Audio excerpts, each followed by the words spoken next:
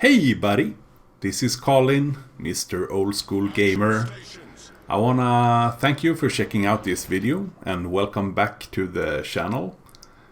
If you have followed me and my channel before, I just wanna give you a quick update.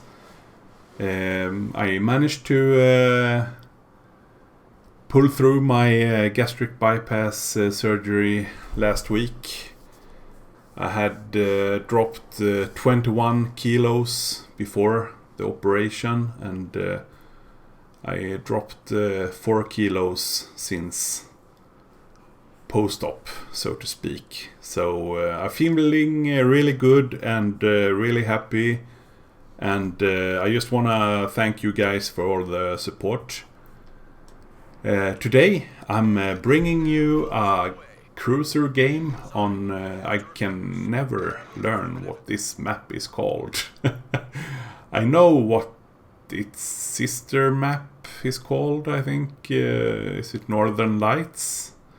But I guess you guys know which map this is. So and as you can see, I start to chat to my teammates in the chat, as I always do in the start of the game, trying to convince at least one or two other ships to help me go and secure D and then C.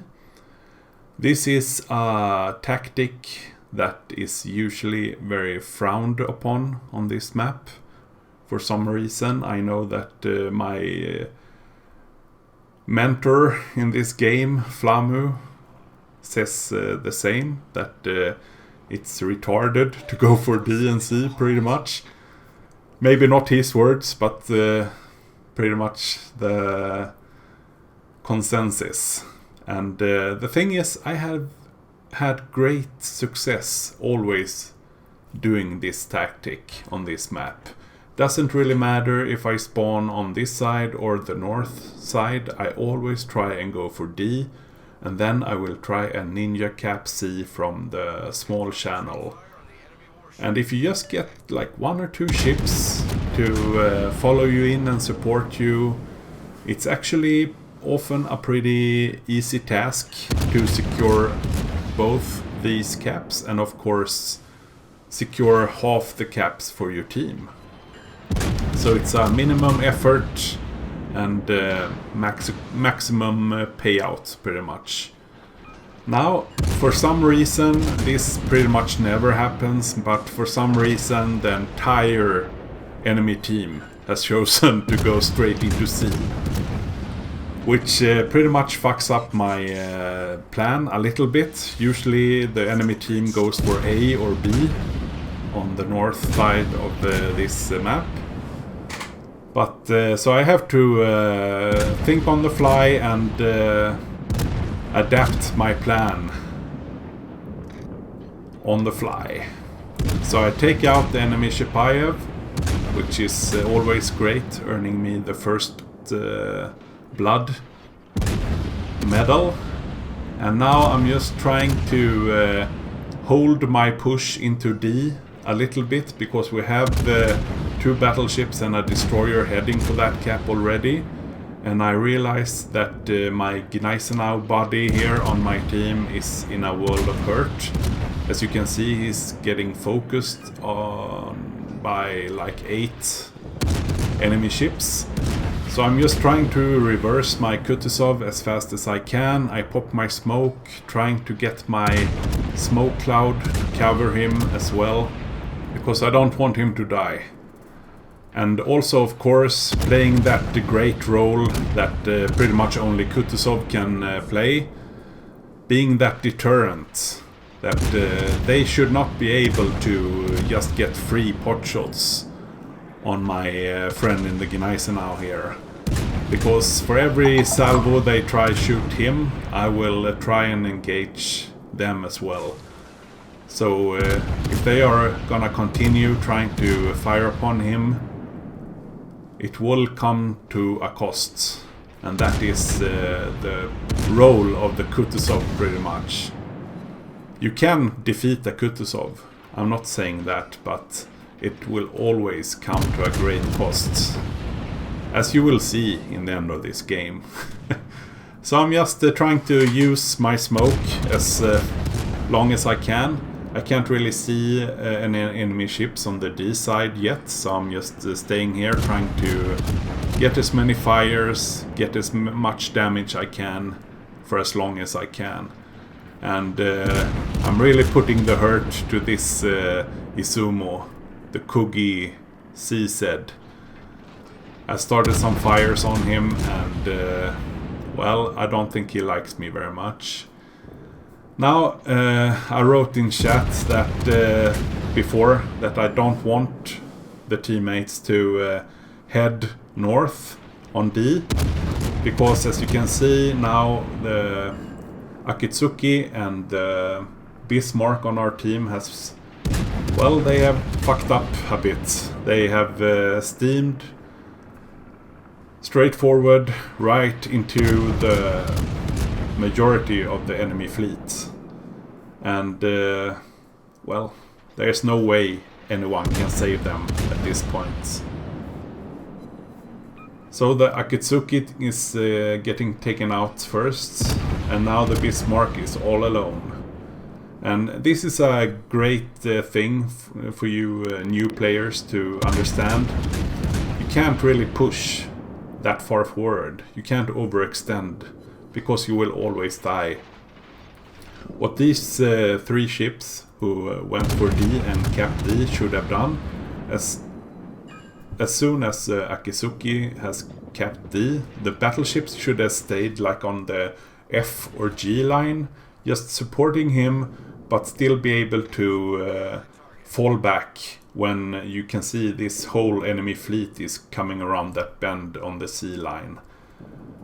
I mean, that flank is lost. You can't really stop that push. So, of course, that Bismarck is really overextended, and it's really no way anyone can save him. But of course, I will try and do my best. So I will push forward towards this big mountain straight ahead, and I will try to punish the enemy fleet as much as I can, while the Bismarck is trying to fall back, so to speak. Now, a couple of other guys on the team has managed to take A, which is really great. So at this point in the game, we are equal in ships. The enemy team has a slight advantage ticket-wise, and we have a slight advantage cap-wise. But now it's up to me pretty much to try and hold this push off, trying to hold on to D as far as I can. And as you can see, this North Carolina pretty much do the same mistake that our Bismarck did. He is also overextending. He should realize by now that I'm sitting here, and you should never ever ever push a Kutuzov in a battleship. There is a lose-lose situation. He ate a big citadel from the Gneisenau, and now I had 2 fires on him, and he just melts down and dies. So as you can see, the Hipper and the Scharnhorst is playing this smartly. They are playing it really smart here. They know I'm here. They don't want to push right now, because they know that they will pretty much end up like that North Carolina.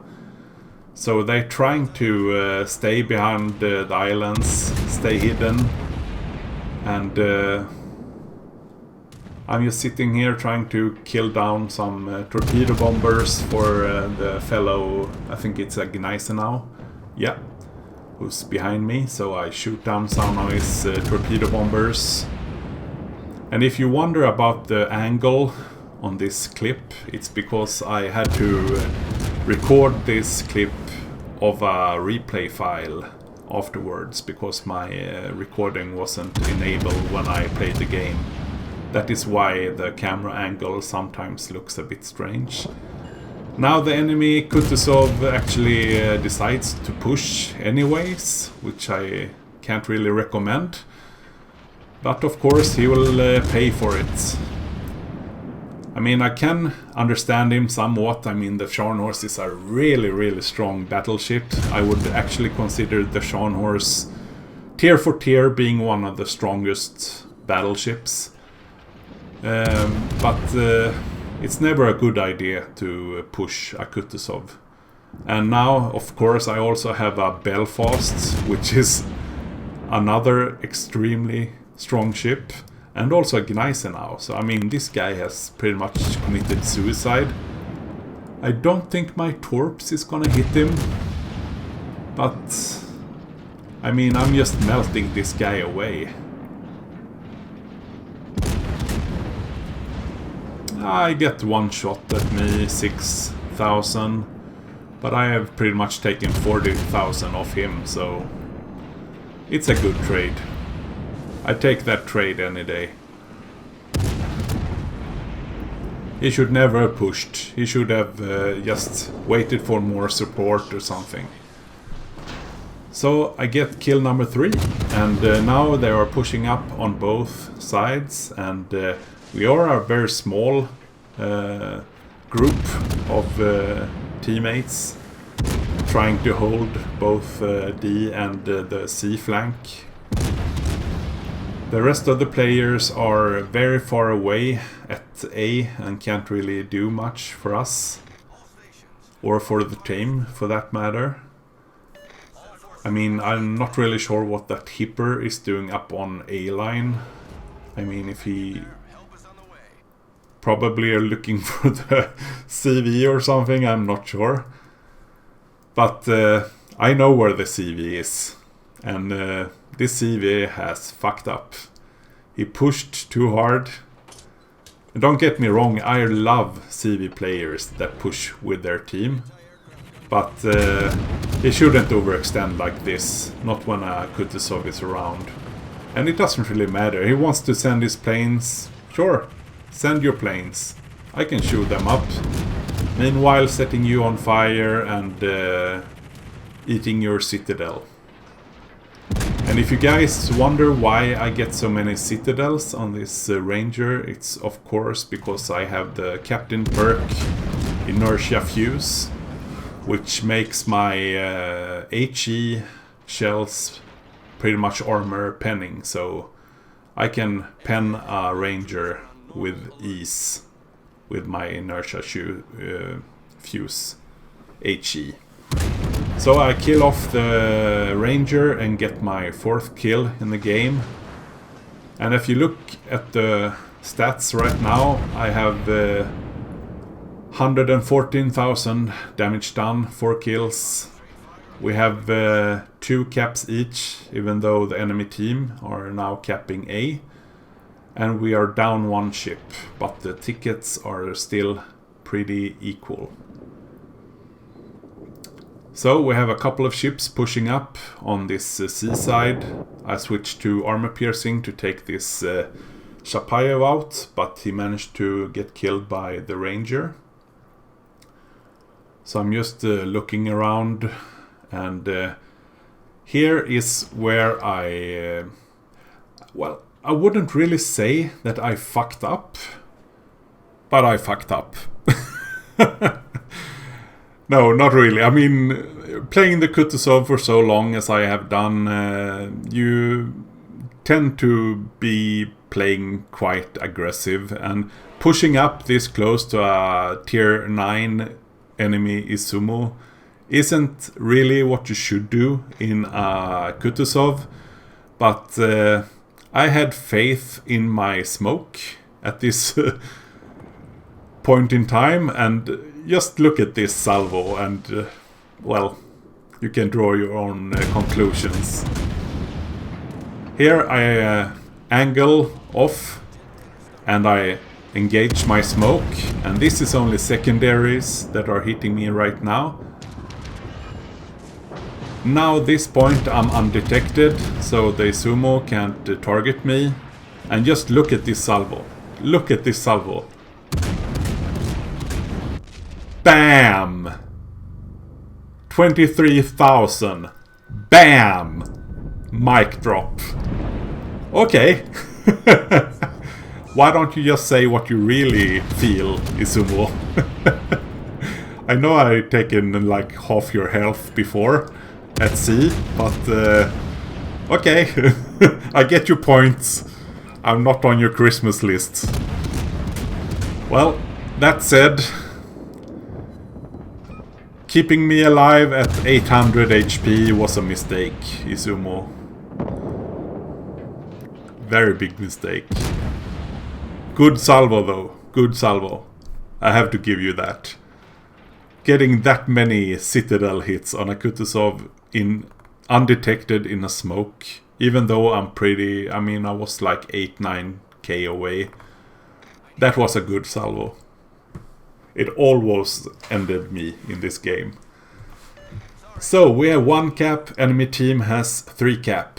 We lead by 1 ship, but as you can tell by my HP pool, I'm gonna have to play it a bit different here on out. And of course, we have an enemy Kutuzov 10 kilometers away and my detection is 11. So I need to haul ass. I need to take Billy Big Steps, as Jingles always says. Billy Big Steps in the other direction, because even though this guy hasn't really shown that he is a great Kutuzov player, he doesn't need to be, because I have 800 HP. But he's taken out by the Gneiser now, and I'm really, really happy about that, because that was probably the biggest threat to me in this game.